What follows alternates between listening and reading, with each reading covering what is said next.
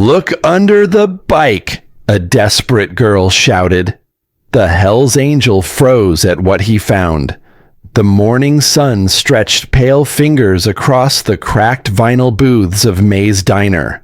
Robert Slick Johnson cradled a steaming mug of black coffee between his scarred hands, his rough thumbs absently tracing the ceramic edge as he gazed through the smudged window. The low murmur of the radio and the rhythmic sizzle of eggs on the griddle wove a familiar comfort around him. His leather vest, weathered and soft from decades of wear, draped over the chair back beside him. The patches had been stripped away years ago, but faint outlines remained in the leather, ghost images of a Hell's Angels insignia, phantom reminders of a brotherhood he'd abandoned and a violence he'd sworn off. "Top you off, Robert." Martha, the waitress who'd known him for 5 years, approached with the coffee pot and a knowing smile.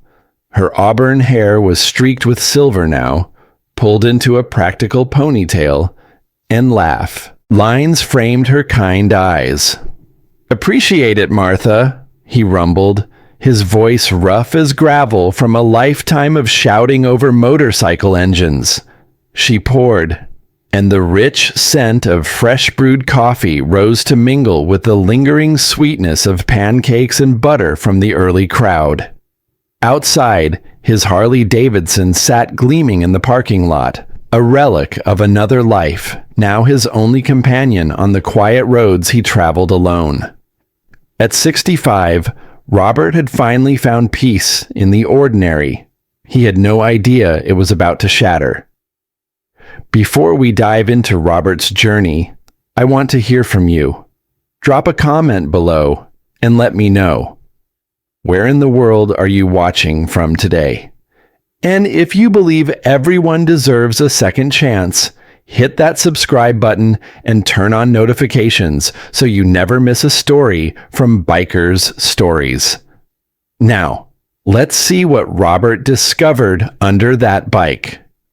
Robert tossed a few bills on the counter and nodded to Martha before stepping into the sharp morning air.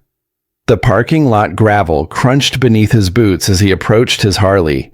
He was reaching for his helmet when a sound cut through the stillness.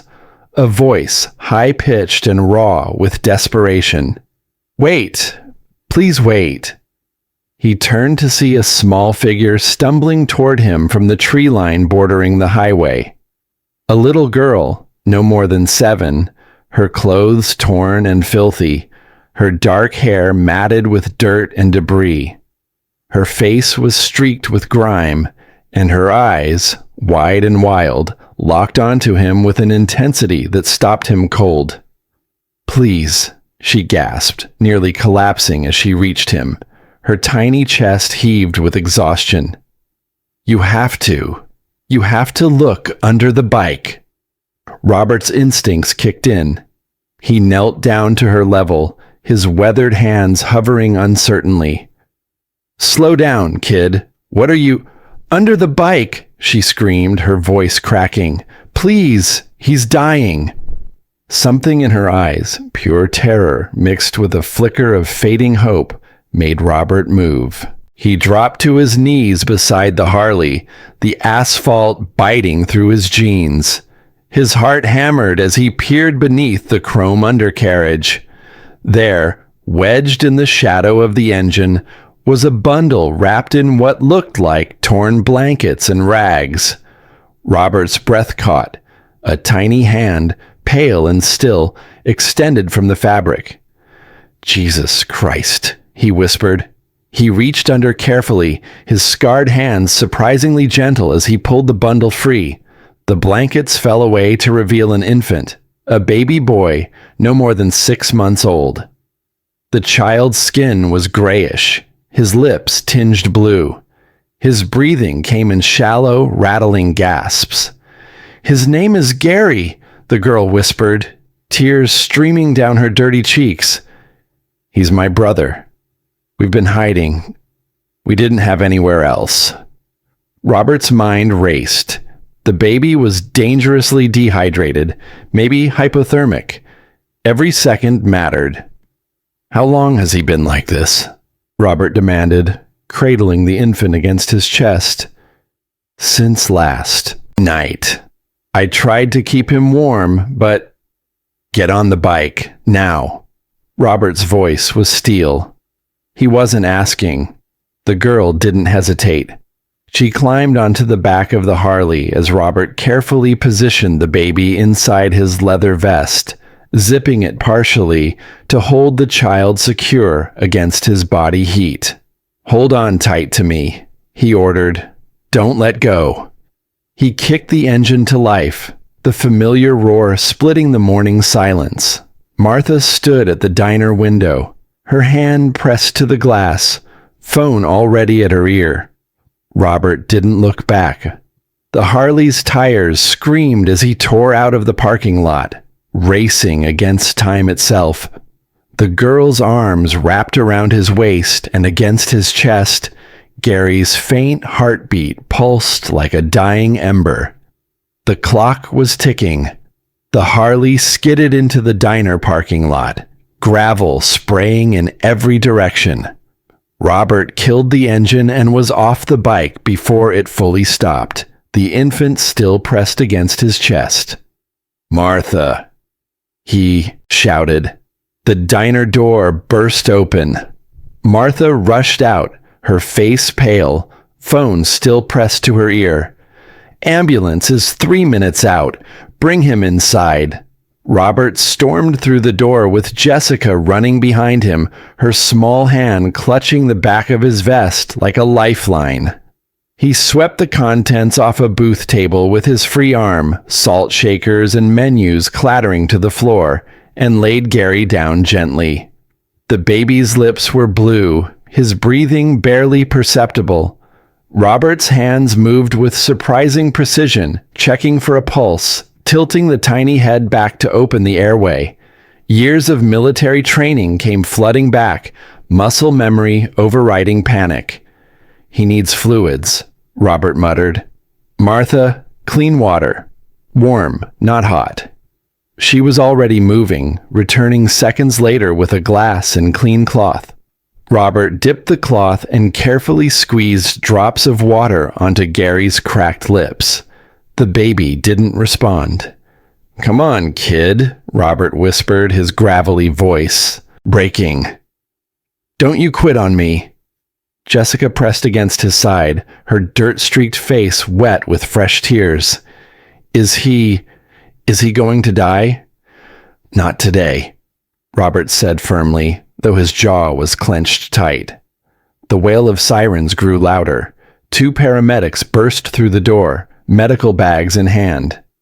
They moved with practiced efficiency, immediately assessing Gary's vitals, starting an IV line in his tiny arm, wrapping him in thermal blankets.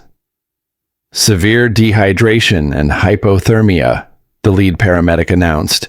"We need to transport now." "I'm coming with you," Robert said. "Family only." "I'm all they've got." The paramedic glanced at Jessica, who had Robert's vest clutched in both fists, her knuckles white. He nodded once. "Let's move." They were loading Gary into the ambulance when a dark sedan pulled up. A woman in a gray pantsuit stepped out, her expression all business. She carried a leather portfolio and wore her authority like armor. "I'm Ms. Harrison, Child Protective Services," she announced, her sharp eyes immediately sweeping over Robert, taking in the faded leather vest, the tattoos crawling up his neck, the scarred knuckles, the ghost outlines where Hell's Angels patches once lived. Her lips pressed into a thin line. "And you are?" "Robert Johnson. I found them."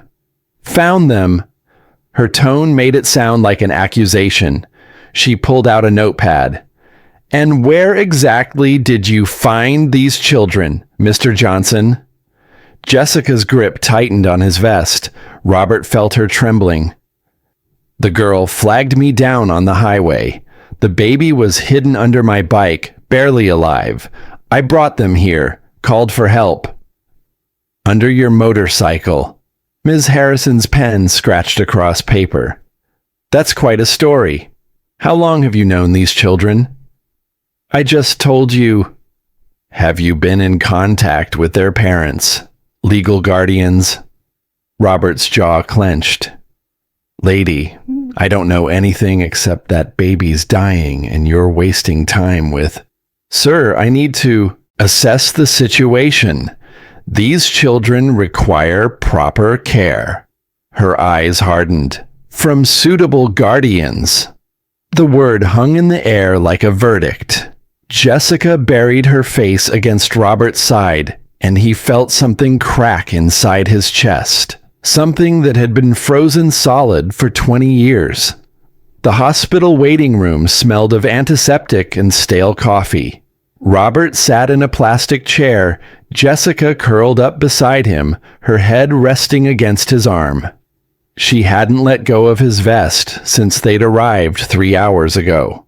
Ms. Harrison emerged from an office down the hall, her heels clicking against the linoleum like a countdown. She carried a manila folder thick with papers. Robert stood, careful not to disturb Jessica, but the girl's eyes snapped open immediately. Mr. Johnson, Ms. Harrison began, her voice clinical. I've completed my preliminary assessment and background check. Robert's jaw tightened. He knew what was coming. Your record shows multiple assault charges, weapons, violations, and association with a known criminal organization, the Hells Angels Motorcycle Club. She looked up from the folder, her expression unchanged. The last conviction was 20 years ago, but the pattern is clear. That was a lifetime ago, Robert said quietly. I've been clean for 20 years is commendable, Mr. Johnson, but policy is policy. She closed the folder with a snap that sounded like a gavel. I cannot, in good conscience, recommend you as a suitable placement for these children. They'll be transferred to a temporary shelter until we can locate appropriate foster care. No! Jessica's scream tore through the waiting room. She launched herself at Ms. Harrison, her small fists pounding against the woman's legs. No, you can't take us. Gary needs me. I'm his sister. Sweetheart, this is for your own. He saved us. Jessica sobbed, her voice raw and breaking.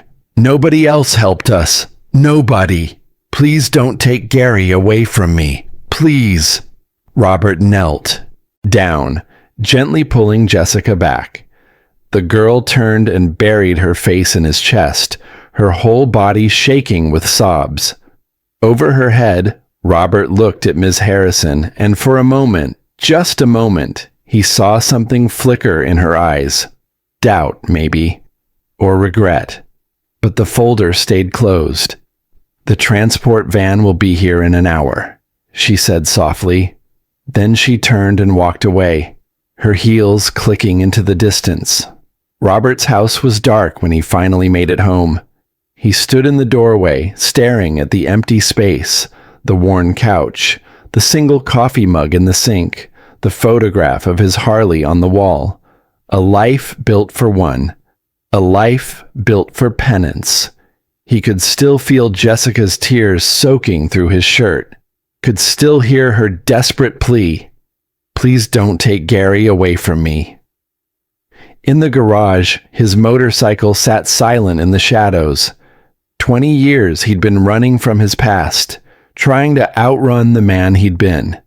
20 years of keeping his head down, staying invisible, avoiding complications. But those kids, they weren't a complication. They were drowning, and he was the only one who'd reached out a hand. Robert walked to his kitchen table and pulled out his phone. The screen glowed in the darkness. His contacts list was short. 5 years of deliberate isolation had seen to that. But there were still a few names, men who knew what he'd been, men who'd walked similar roads. His thumb hovered over the first name, Jack Morrison. Then he pressed dial. "Jack, it's Slick," Robert said, his voice steady now, hardened with purpose. "I need your help, and I need you to call everyone from the old days who's still walking the straight line." He paused, looking at his reflection in the darkened window, a ghost of the man he'd been, and a shadow of the man he needed to become. "I'm going to war with the system, and I'm going to win." Jack Morrison's auto shop sat on the edge of town, a sprawling garage that smelled of motor oil and honest work. Robert found him under the hood of a '67 Mustang, his hands black with grease. "Slick." Jack straightened up, wiping his hands on a rag. His beard had gone gray since their last meeting, but his eyes were still sharp. "Been a long time." "5 years," Robert said. "I need a favor." They sat in Jack's cluttered office, surrounded by parts catalogs and faded photographs of motorcycles.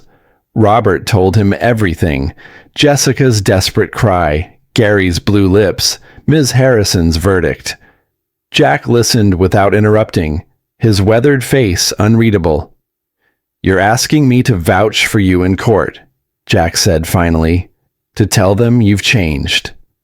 "I know it's a lot." "Have you?" Jack's question cut like a blade. "Changed, I mean.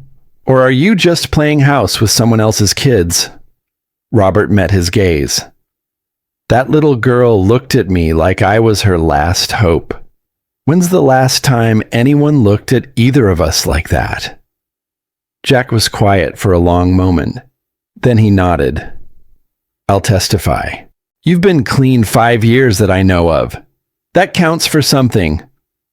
One down. Robert Martinez's law office was modest, a converted house with peeling paint and a squeaky door. The lawyer himself looked tired, his suit jacket hung over a chair, his sleeves rolled up. "Robert Johnson," Martinez said, recognition flickering across his face. "You ran with my cousin Miguel back in the day. Before the accident." Robert's throat tightened. Miguel had died 22 years ago in a bar fight Robert had started. "I know. I'm sorry. Doesn't cover—" "No, it doesn't." Martinez leaned back in his chair. "But Miguel would have been dead long before that if you hadn't pulled him out of that fire in Barstow. He told me that story 100 times." Robert hadn't thought about Barstow in years. "I'm not here to settle old scores. I need legal help. Kid's in trouble. CPS says I'm unsuitable."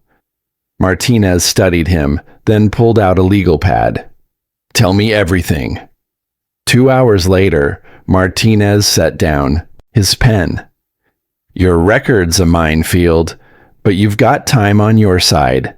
20 years clean, stable residence, and if we can get character witnesses." He looked up. "I'll take the case, pro bono. Consider it payment for Barstow." 2 down. The phone call to Paul Mitchell was the hardest. Robert stared at the contact for 10 minutes before pressing dial. "Sergeant Mitchell." The voice was older, but still carried command. "Sir, this is Private Johnson. Robert Johnson. I served under you in—" "I remember you, Johnson." A pause. "Heard you went a different direction after discharge." "Yes, sir, I did." Robert's hand clenched the phone. "I made mistakes, bad ones, but I'm trying to make this right. There are 2 kids who need me, and the system's about to tear them apart because of who I used to be." The silence stretched so long Robert thought Mitchell had hung up. "You were a good soldier, Johnson. Reckless, angry, but good when it counted. What do you need?" "A letter for the court about my character, my service." Another pause. "I'll write the letter, but Johnson, don't make me regret it." "No, sir, I won't." 3 down. Robert sat in his dark kitchen, the phone calls finished, his voice hoarse. 3 men who remembered the worst of him had agreed to testify to the best. It wasn't redemption, not yet, but it was a start. Robert stepped out of the courthouse after filing his custody petition, the afternoon sun harsh against his eyes. He was reaching for his helmet when a voice cut through the parking lot. "Well, well, look who's playing saint now." Robert froze. He knew that voice, would know it anywhere. Alan Razor Garrett leaned against a black pickup truck, arms crossed, a cruel smile twisting his scarred face.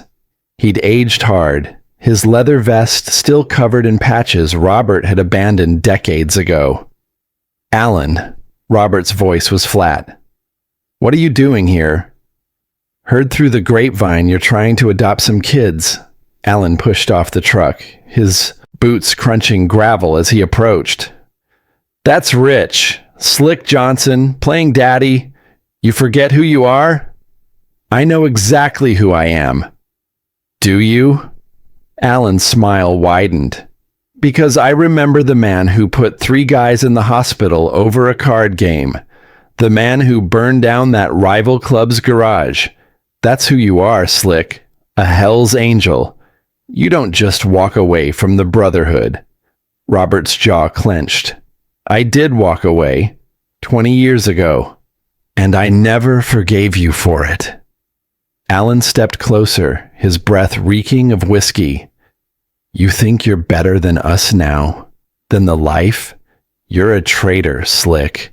And I'll make sure that judge knows exactly what kind of man you really are. I'll be in that courtroom, telling them every dark thing you ever did. Those kids need me. Those kids need someone who isn't a thug with a conscience." Alan's eyes glinted with malice. "I've already talked to the CPS lady. Real helpful conversation. Court date's in 3 days, right? See you there, brother." He walked away, leaving Robert standing alone in the parking lot, his hands shaking with suppressed rage. That night, the messages started. The first text came at midnight. "You can't escape what you are." Then another. "The judge will see the truth." And another. "Blood doesn't wash off, Slick."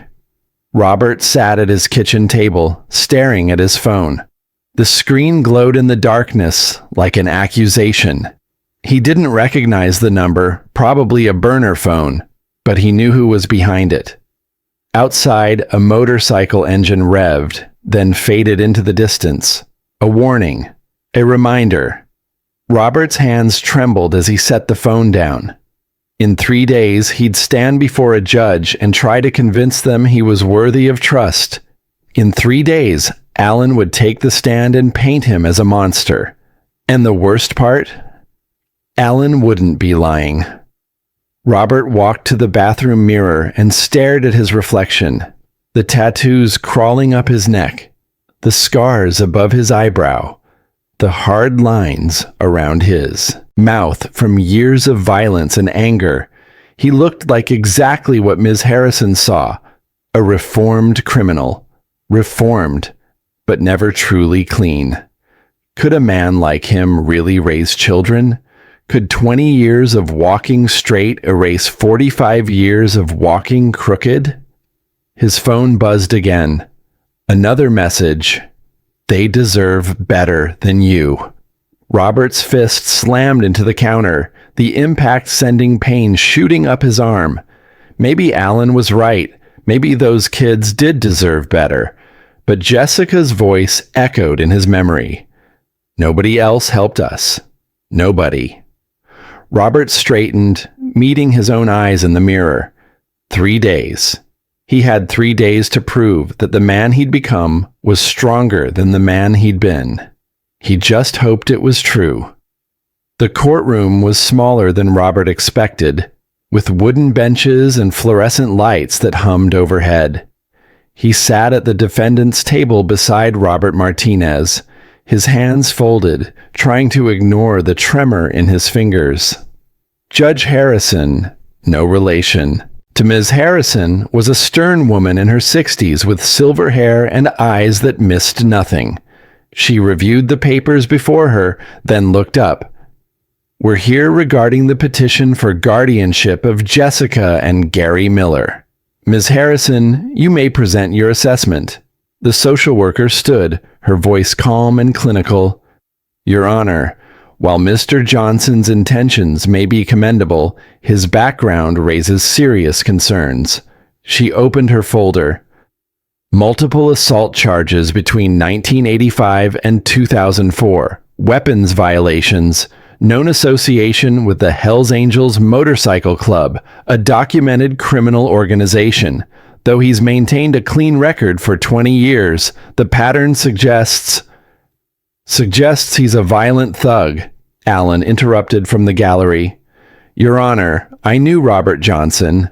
I rode with him, and I'm here to tell you what kind of man he really is." Judge Harrison's eyes narrowed. "You'll wait your turn, sir." Allen took the stand minutes later, his testimony sharp as broken glass. Robert Slick Johnson hospitalized 5 men in bar fights. He ran guns across state lines. He burned down a rival clubhouse with people inside. "That's a lie," Robert said quietly, but his lawyer's hand on his arm silenced him. "And he abandoned his brothers without a second thought. A man who turns his back on family once will do it again." The words hung in the air like smoke. Robert felt the weight of every eye in the courtroom. Then Martinez stood. "Your Honor, I'd like to submit a letter from Sergeant Paul Mitchell, U.S. Army, retired." The judge took the letter, her expression unreadable as she read aloud. "Private Johnson served with distinction under my command. He was brave, loyal, and saved 3 men from a burning vehicle in combat. His service earned him a Bronze Star. Whatever path he took after discharge, the soldier I knew had honor." Jack Morrison testified next, his voice steady. "I've known Robert 5 years. He works honest, keeps to himself. I've watched him turn down fights, turn down trouble. He's not the man he was." Finally, Robert stood. His legs felt weak, but his voice was steady. "Your Honor, I can't undo my past. I put people in hospitals. I hurt people who didn't deserve it. I was angry and violent and lost." His voice cracked. "But those kids, Jessica and Gary, they looked at me like I was worth saving. And I want to be the man they see. I want to be their second chance, because they're mine." The courtroom was silent. Judge Harrison leaned back, her fingers steepled. The seconds stretched into eternity. "Mr. Johnson," she finally said, "your past is troubling. But 20 years of clean living speaks volumes. Redemption isn't given, it's earned. And from what I see here, you've been earning it every day." She brought down her gavel. "Guardianship granted." Robert's knees nearly buckled. Behind him, Jack gripped his shoulder. Across the room, Ms. Harrison closed her folder without expression. And somewhere in a shelter across town, 2 children were about to come home. If you believe in the power of redemption and second chances, smash that like button and subscribe to Biker Stories for more incredible journeys of transformation. Share this story with someone who needs to hear that it's never too late to change your path. Drop a comment below and tell me, do you think Robert deserved this chance? Did his 20 years of walking straight earn him the right to be a father? Your voice matters to this community. Now, let's ride together toward the next story.